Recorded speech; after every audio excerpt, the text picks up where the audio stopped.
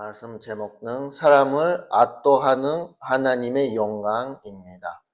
오늘 오전에서는 하나님이 이렇게 내려오시고 우리까지 내려오셨다 이야기를 했는데, 우리가 하나님 영광을 생각할 때 뭐 하나님이니까 다 할 수 있으니까 멀리 있어도 가까이 있어도 별로 상관이 없겠지라고 생각 안 하면 좋겠어갖고 오늘 말씀을 이야기하겠습니다.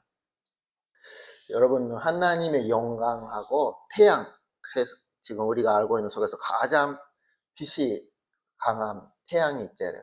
태양 맞죠? 어떤 게 더 크다고 생각합니까? 네, 감사합니다. 하나님입니다.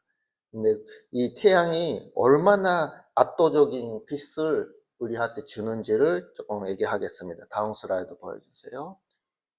네, 조금 빨갛게 보이죠, 조금. 네, 이게 얼마나 크냐 하면 표면 온도가 여기 숫자가 여러 가지 나오고 있는데 5,500도라고 합니다. 5,500. 지구에서 사람 힘으로는 더 뜨거운 거를 순간적으로는 만들 수 있습니다. 하지만 지구 속에서 가장 뜨거운 것도 마그마가 있습니다. 그 산 밑에는 마그마. 그것도 1,200도 정도밖에 안 됩니다. 근데 이거는 5,500이나 됩니다. 그리고 다음에 숫자 3.8 곱빼기 10의 26승 와트. 이렇게 나. 이게 뭐냐면 발정량, 이거 발정량, 에너지가 나오는 게 이만큼 나온다고 합니다. 이거는 지구에서 만들어놓은 전체 발정량의 10만 배 이상 있는 겁니다. 그게 태양이 만들어 놓은 겁니다.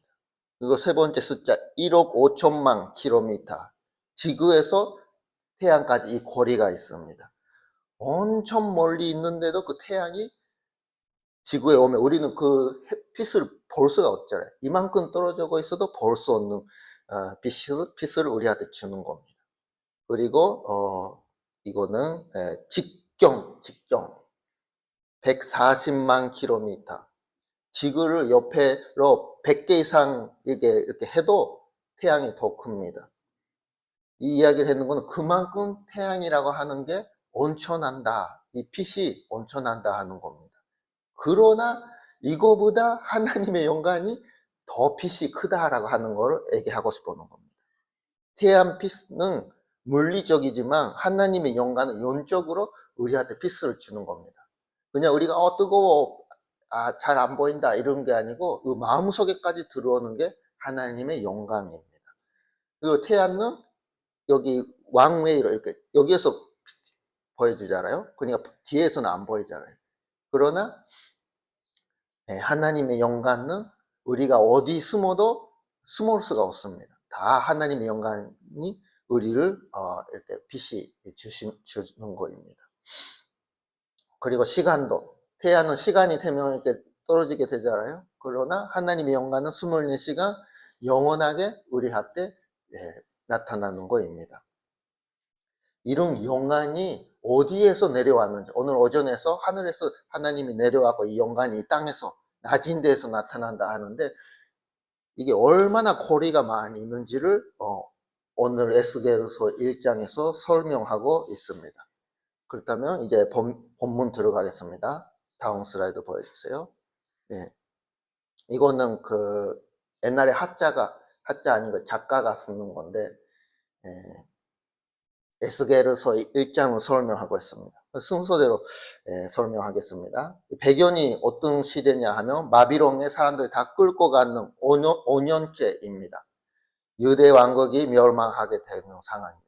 사람들이 우리는 하나님이 있으니까 멸망 안 하겠다 생각했는데 멸망됐습니다. 하나님이 어디에 있는지 우리가 유대 나라 사람들이 실망하는 상황에서 하나님이 에스겔을 보냈습니다. 사람들한테 희망을 주기 위해서. 하나님은 너네들한테 심판을 줬지만 포기는 안 했다. 다시 회복해갖고 예루살렘에 돌아갈 수 있다. 이렇게 전해놓은 게 에스겔의 역할입니다. 근데 그 속에 하나님이 보여주시는데 하늘에 4가지 샘물이 나타납니다. 한국말로는 그룹들라고 합니다. 일본 말로는 게르비무라고 하는 청사가 있습니다. 하늘에 있는 청사가 있습니다. 이 청사는 하나님 영광을 이렇게 음방하고 갖고 가는 존재입니다. 하나님의 임재와 하나님의 통치를 보일 수 있게 하는 게 청사의 역할입니다. 근데 사람 모습을 갖고 있는데 네 가지 얼굴하고 네 가지 날개가 있고 그런 모습입니다. 근데 그 얼굴이 네 가지 있습니다. 네. 보이나? 이게 하나님이고 잘 안 보이네. 여기에 동물이 있습니다.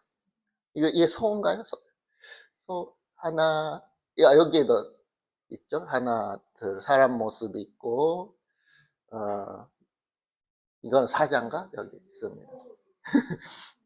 죄송합니다. 잘 안 보입니다. 근데 네 가지가 있는데, 사람은 하나님의 지혜를 의미하고 있고, 사자는 하나님의 통치를 의미하고 있고, 소는 하나님의 역사, 일하시는 것을 나타나고 있고, 독수리는 하나님이 이제 뛰어나는 존재다 하는 것을 보여주고 있습니다. 이 그릇 둘 청사들이 이렇게 네 가지 있는 게 보이고 있습니다. 동서남북을 다 보고 있고, 이렇게 다 얼굴을 안 돌려도 어디나 다 갈 수 있는 존재입니다. 방향을, 여기 봐야 돼. 이쪽에, 왼쪽에, 오른쪽, 그렇게 안 하도 그대로 안 보고 다 얼굴이 붙고 있으니까 그대로 움직일 수 있는 겁니다. 예. 하나님의 통치가 안 보이는 데가 없다 하는 것을 설명하고 있습니다. 그리고 번개처럼 빨리 움직입니다. 하나님이 힘이 없었고 늦게 되었고 살려주세요 했는데 늦어갖고 도착하는 거 그런 거는 없다 하는 거죠. 하나님이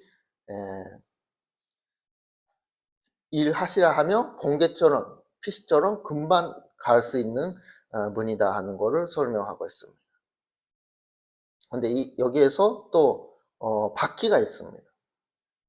다리가 아니고 바퀴가 붙어 있어갖고 여기에서는 이렇게 안 나가고 있는데 바퀴로서 움직이는, 빨리 움직일 수 있는 상황이 되고 있습니다. 또한 여기에서 무슨 의미가 있냐 하면 하나님의 영광은 예루살렘에서만 있는 게 아니다 하는 것을 얘기하고 있습니다. 사람들은 성경이 예루살렘에 있으니까 우리가 예루살렘을 가고 예배당에 가야지 하나님이 못 만난다라고 생각하는데 그게 아니라고 하는 것을 가리키고 있습니다. 그러니까 바빌론 땅에 끌 것 같다. 이제 예루살렘에 못 들어가니까 우리는 하나님을 볼 수 없다. 그렇게 생각하지 말라고 하는 거입니다. 어디에서나 하나님은 역사하고 있고 통치하고 있다 하는 것을 이 천사들이 가리키고 있습니다. 근데 이거 천사들이 있는 건 사람들은 여기에 있죠. 땅에 있어요. 그리고 이 천사들은 하늘에 있습니다. 하늘. 그죠? 하늘까지 설명했는데 또 위에 이거 있습니다. 일본말로 오조라라고 하는데 한국말로는 궁창이라고 합니다. 궁창이 있습니다. 히브리 말로는 라키아라고 하는데 이게 무슨 역할가 있냐 하면 여기 밑에 피조물하고 창조주를 구별하는 에리아가 되는 겁니다. 이 궁창이라고 하는 게. 그러니까 이 하늘에서 천사들이 있고 많이 움직이고 있거나 하지만 위에서 하나님의 말씀이 한번 오면 다 멈추는 그런 상황이 되는 것입니다. 근데 우리가 피조물 절대로 갈 수 없는 게 여기입니다. 궁창입니다. 그러면 궁창을 더 올라가면 어떻게 되냐 하면 이제 보좌가 있습니다. 보좌에 하나님이 앉아 계시는 것입니다. 1장 26절부터 27절 보면 사파이아처럼 되는 보좌가 있다 하는 겁니다. 몸은 불같이, 위에는 불같이 되고 있고 밑에는 빛이 나타나고 있다 이렇게 얘기합니다.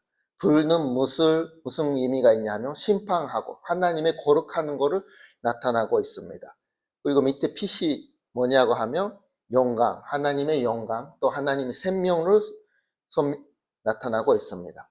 하나님이 임재한다 하는 게 무슨 뜻이냐고 하면 죄를 다 불로 타고 어색게 만들었는데 동시에 생명을 주는 게 하나님의 임재다 하는 걸 얘기하고 있습니다.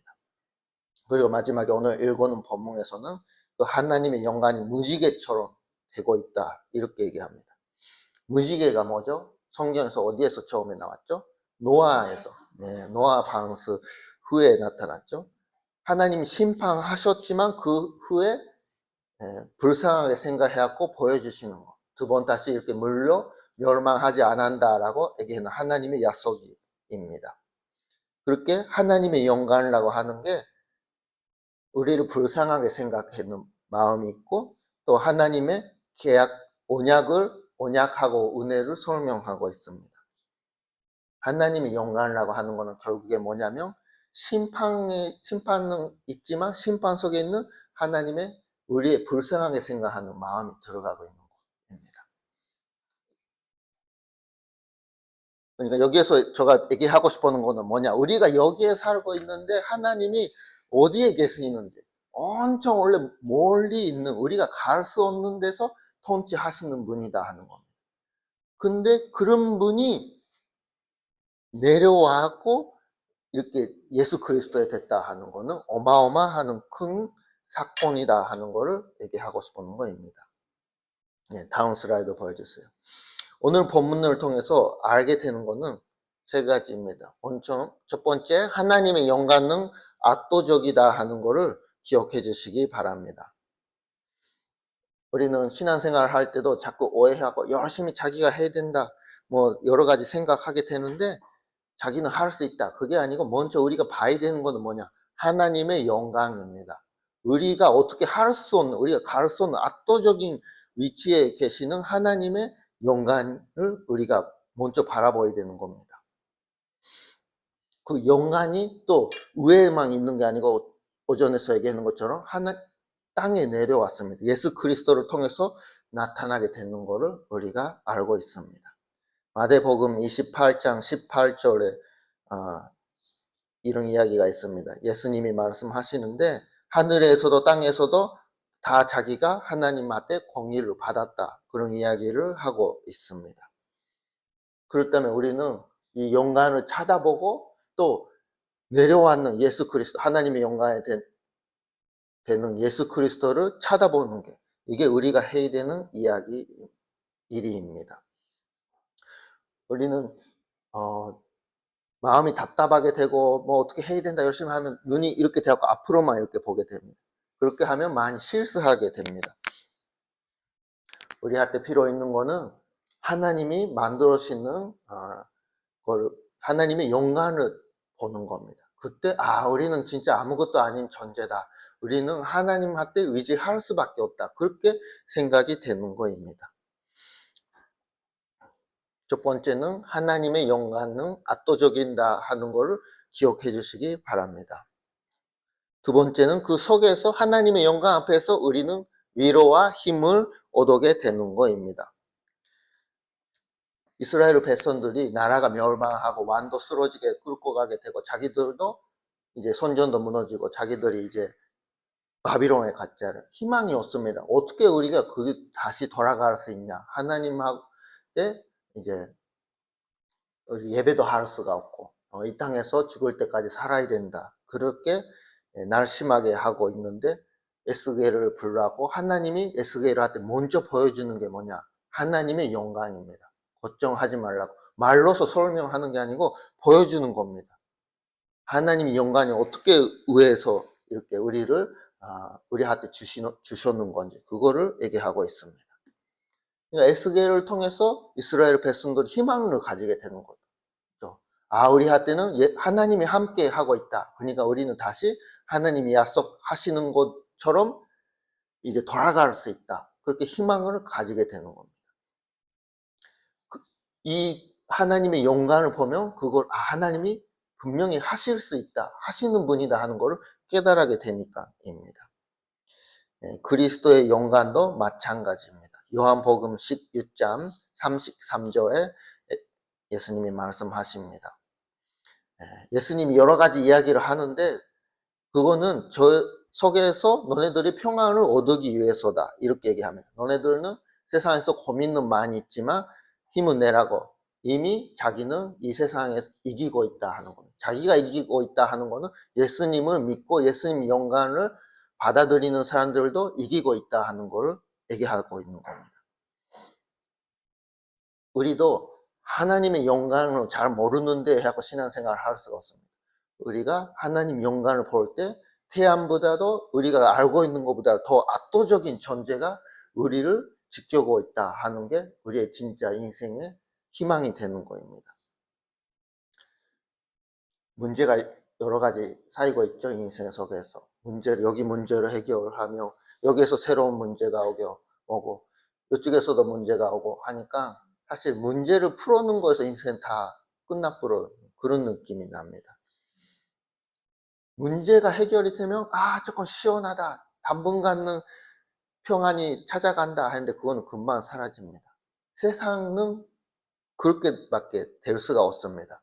우리는 거기에서 계속 힘들게 살아가는 게 아니고 하나님 영광을 보시기 바랍니다.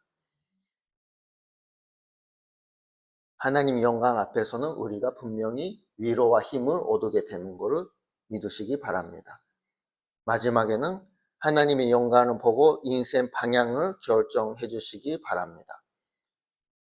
그렇다면 우리가 봐야 되는 건 다른 게 아니에요. 자기한테 이익이 있는지, 이 사람이 착하니까, 이 회사가 너무 좋으니까 그런 걸 찾아보는 게 아니고 우리가 먼저 봐야 되는 거는 하나님 영광입니다. 하나님 영광보다 더 큰 게 없으니까입니다. 우리가 뭘 결정하거나 좋지만 첫 번째 하나님 영광을 보시기 바랍니다. 그걸 보고 나서 결정하면 우리가 하나님이 원하시는 길, 우리가 선택해야 되는 길을 잘 볼 수 있는 겁니다. 오전에서도 얘기했지만 우리가 어떤 걸 선택하면 되는지라고 혼란스러울 때가 있잖아요. 오전에 때는 어떻게 얘기했어요? 자기가 더 겸손하게 되는 어려운 일을 선택해 주세요. 이 회사 가면 더 힘들고 도움이 안 되는 것 같은데 이 회사 가면 돈도 많이 주고 사람들도 인정해주고 어떤 게 하나님 뜻이 모르겠다 그게 아니고 그렇다면 두 가지 있다면 사람들이 안 가고 싶은다 그런 길을 선택하는 게 좋다라고 얘기했습니다. 여기에서도 하나님 영광을 보고 하나님 영광에 하나님이 좋아하시는 길이 어떤 건가 그거를 생각해 주시기 바랍니다. 하나님 영광을 무시하고 자기에서 나타날 빛을 위해서 영광을 위해서 선택한다 하는 것은 잘못된 길을 가게 됩니다. 고린도 후서 3장 18절에서 이런 이야기가 있습니다. 우리는 다 하나님의 영광을 거울에 보는 것처럼 그렇게 주님하고 똑같은 모습에 바꿔지게 된다 이렇게 얘기합니다. 우리가 예수님을 믿고 살아가면 예수 믿었다 이제 우리 구원 받았다 천국 간다 그런 간단한 문제가 아니고 신앙생활을 통해서 예수 그리스도에 닮아가게 됩니다. 예수 그리스도에 닮아가게 되면 더 닮아가게 되면 또 하나님 영광을 우리가 더 제대로 볼 수 있는 존재가 되는 겁니다. 그거는 우리가 자기 힘으로 할 수 있는 게 아니고 또 성령님이 인도해 주시고 그게 순종할 때 우리가 이 하나님의 영광을 제대로 볼 수 있는 존재가 되는 겁니다. 우리가 계속 선택할 때는 이 길을 가면 더 예수 그리스도에 닮아가는 게 아닌가 더 하나님의 영광을 볼 수 있는 게 아닌가 그런 마음으로 인생 길을 선택해 주시기 바랍니다. 세 번째는 하나님의 영광을 보고 인생 방향을 결정해 주시기 바랍니다. 결론적으로 말씀드리겠습니다. 하나님의 영광은 사람을 압도적으로 하고 또 우리의 겸손하는 마음을 주게 됩니다. 하나님의 영광 앞에서는 희망과 힘을 우리가 받게 되는 겁니다. 그렇다면 우리가 선택해야 되는 길은 자기의 영광이 아니고 하나님의 영광, 그리스도의 영광을 선택하고 하나님의 중심으로 인생 길을 걸어가시기 바랍니다. 그때 우리가 하나님의 영광을 통해서 희망을 가지게 되고 많은 은혜를 받게 되는 것을 기억해 주시기 바랍니다. 기도하겠습니다.